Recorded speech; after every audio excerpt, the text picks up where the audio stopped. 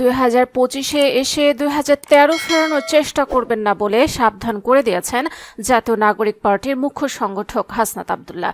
মঙ্গলবার রাত 11:48 নিজের ভেরিফাইড ফেসবুক পোস্টে তিনি দ্বিতীয় গণজাগরণ মঞ্চের বিরুদ্ধে ইঙ্গিতে এ পোস্ট দেন। পোস্টে তিনি লিখেছেন, 2025-এ এসে 2013 ফেরানোর চেষ্টা করবেন না, সাবধান।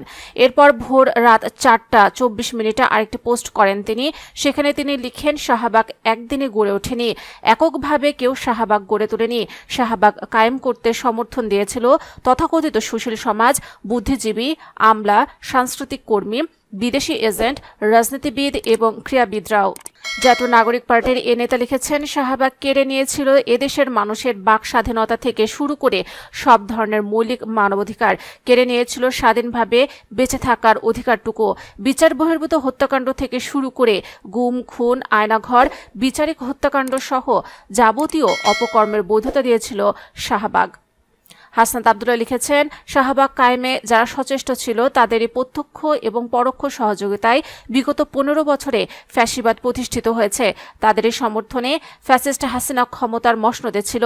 বৈষম্য বিরোধী ছাত্র আন্দোলনের সাবেক এ সমন্বয়ক লিখেছেন, 24-এর গণ অভ্যুত্থান পরবর্তী সময়ে আমরা বিগত 15 বছরে সংগঠিত সকল অন্যায়, অপকর্ম, গুম, খুন ও নিপীড়নের বিচার নিশ্চিত করতে চাই।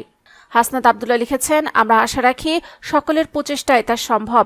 ফ্যাসিবাদ বিরোধী সকল শক্তির ঐক্যবদ্ধ প্রচেষ্টায় এ জমিনে ইনসাফ কায়েম হবে। জুলাই শহীদদের স্পিরিট রক্ষায় আমরা সদা জাগ্রত। পুনরাবৃত্তি করছি, বিগত শাসনামলে হওয়া সকল অন্যায় ও নিপীড়নের বিচার নিশ্চিত করতে আমরা বদ্ধপরিকর।